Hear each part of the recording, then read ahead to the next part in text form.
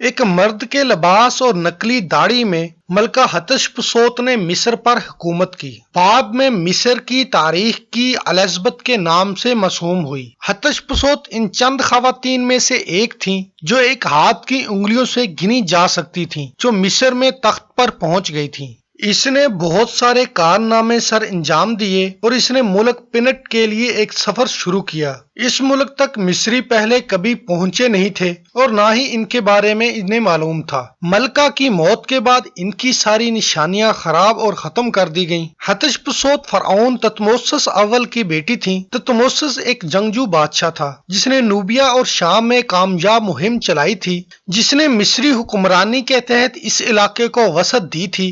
اپنے والد فرعون تھوتموسس اول کی وفات کے بعد مصری تخت تھوتموسس دوم کے پاس چلا گیا جو اس کا سوتیلا بھائی اور شوہر بھی تھا۔ حکمران خاندان کا یہ رواج تھا کہ وہ اپنے کنبے میں ہی بھائی اپنی بہن سے شادی کر لیتا تھا۔ تھوتموسس دوم کی وفات کے ساتھ ہی حتشپسوت نے ایک بیٹی کو جنم دیا تھا جسے نیفوریا یا نیفرتی کہا جاتا تھا، لیکن اس سے ان کا کوئی بیٹا نہیں ہوا تھا۔ جب تھوتموسس دوم نے سن 1479 قبل مسیح کے قریب وفات پائی تو تخت اس کے بیٹے تھوتموسس سوم کے پاس چلا گیا جس نے اس کی دوسری بیوی سے جنم لیا تھا۔ تھوتموسس سوم ایک ایسا بچہ تھا جو مصر پر حکمرانی کرنے سے قاصر تھا، جس کی وجہ سے حتشپسوت کو اپنے سرپرست کی حیثیت سے کام کرنے دیا گیا۔ اس نے کچھ وسائل میں تقریباً 3 سال تک یہ کام کیا اور دوسروں کے مطابق 7 سال تک، پھر وہ اکیلے ہی فرعون بن گئی۔ حالانکہ اسے تھوتموسس سوم کے ساتھ شریک حاکم سمجھا جاتا تھا، اس سے زیادہ کچھ نہیں۔ حتشپسوت مصر کی حکمرانی میں شراکت دار بننے کے بعد اس نے دعویٰ کیا کہ وہ اپنی والدہ اور دیوتا امون کے مابین اتحاد کے نتیجے میں الہی پیدائش تھیں۔ دیوتا امون اس کا باپ تھا اور اس نے تاکید کی کہ وہ اسے مصر پر قبضہ کرنا چاہیے، اور اس کی تصدیق ایک بہت بڑے فرنیچر کمپلیکس میں سجائی گئی شلالیہ سے کی گئی جسے حتشپسوت نے لکسور میں خانقاہ بحری میں قائم کیا، جس میں دکھایا گیا ہے کہ باپ نے مصری دیوتاؤں کی موجودگی میں اپنی بیٹی کو فرعون کا تاج پہنایا تھا۔ حتشپسوت نے تھوتموسس سوم کو جانچتے ہوئے اپنی ترجیح کی تصدیق کرنے کی کوشش کی، اور مصری معاشرے میں یہ اتنا آسان نہیں تھا کیونکہ حتشپسوت سینئر عہدے داروں کی حمایت کے بغیر اس کو حاصل نہیں کر سکتی تھیں، جنہوں نے اپنی طاقت کھونے کا خطرہ مول لیا۔ اگر یہ حکمرانی اس مہم جوئی کے بعد تھوتموسس سوم تک پہنچ جاتی تو حتشپسوت نے تخت پر قبضہ کرنے کے بعد اس نے داڑھی کے ساتھ ان کی تصویر کشی کرنے کے لیے تمام راستے میں ایک مرد فرعون کے مجسموں کی نقاشی کا کام شروع کیا۔ تاہم اس نے اپنے مجسموں میں کچھ خواتین کی خوبیوں کو ظاہر کرنے کی اجازت دی، اگرچہ ان کے بیشتر حکومت میں حتشپسوت کو روایتی طور پر مرد فرعون کے طور پر پیش کیا گیا تھا، لیکن انہوں نے اپنی عورت کی حیثیت کا واضح اعتراف چھوڑ دیا۔ ملکہ حتشپسوت نے 1473 اور 1458 قبل مسیح کے درمیان مصر کے فرعون کی حیثیت سے حکمرانی کی۔ عورت کا مصر کی فرعون بننا معمول کی بات نہیں تھی۔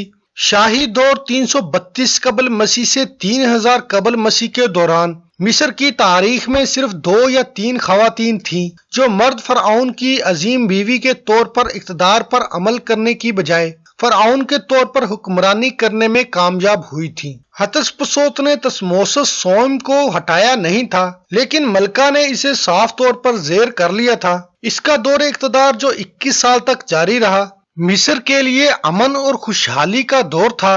حتشپسوت بڑے پیمانے پر تعمیراتی پروگرام شروع کرنے میں کامیاب رہیں۔ اس نے لکسور میں دیر البحری میں ایک بڑا مندر تعمیر کیا۔ اس نے پینٹ کی سرزمین تک ایک کامیاب کروز بھی لانچ کیا، لیکن اس کے باوجود کہ اس نے اپنے دور حکومت میں کامیابی حاصل کی اور اسے بادشاہ کی وادی کے مقبروں میں بطور فرعون دفن کیا گیا، بظاہر اس کے شریک حکمران اور اس کے بھتیجے تھوتموسس سوم کے ذریعے اس کی موت کے بعد اس کے آثار کو بعد میں تبدیل کر دیا جائے گا۔ ملکہ حتشپسوت لڑائیوں میں معروف فوج کے ذریعے اپنے والد کی فتوحات کا مقابلہ نہیں کر سکتی تھی کیونکہ یہ کردار صرف مردوں تک محدود تھا۔ اس کے بجائے اس نے فوج کو مساوات سے مکمل طور پر باہر نکال لیا اور فوجیوں کو جنگ میں بھیجنے کے بجائے اس نے انہیں اس کے بڑے کاروباری منصوبے پر بھیج دیا جو پنٹ کی اس کھیت والی سرزمین میں ایک مہم تھی جہاں 500 سالوں سے کوئی مصری نہیں گیا تھا۔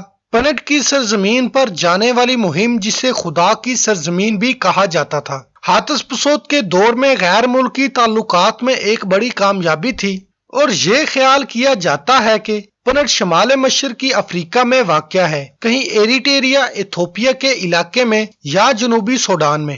در الباری میں ہاتشپسوت کے ہیکل کے لکھاوٹوں کے ذریعے جو کچھ درج کیا گیا تھا اس کے مطابق پنٹ کی سرزمین میں سرکشیوں سے بنے ہوئے مخروط جھونپڑے تھے جو زمین کے اوپر ستونوں کی طرح تھے، جس کے نیچے کھجوروں کے درخت اور گندک کے درخت نظر آتے تھے، اور پنٹ کے حاکم اپنی داڑھی اور غیر معمولی لباس سے مصریوں سے ممتاز تھا۔ اس کی اہلیہ کو انتہائی موٹی عورت کے طور پر دکھایا گیا تھا۔ کتبوں سے یہ بھی اشارہ ملتا ہے کہ یہ سفر بڑی حد تک کامیاب رہا تھا۔ اس سفر میں سونا، ہاتھی دانت اور زندہ مرر کے درخت لادے گئے۔ اس کے علاوہ غیر ملکی جانوروں کے ایک گروپ کے علاوہ بندر، چیتا اور زرافہ بھی شامل تھے۔ کتبے یہ بھی بتاتے ہیں کہ مصری حکمرانوں نے پنٹ میں اتنی کامیابی حاصل نہیں کی تھی کہ ایسی چیزیں کبھی نہیں لائی گئیں، اور کامیاب مہم سے ملکہ کی ساکھ اور مقبولیت کو بہت تقویت ملی۔ ایک فرعون کی حیثیت سے ہاتشپسوت نے ایسے تعمیراتی منصوبے کھولے جو اپنے پیش روؤں سے کہیں آگے تھے۔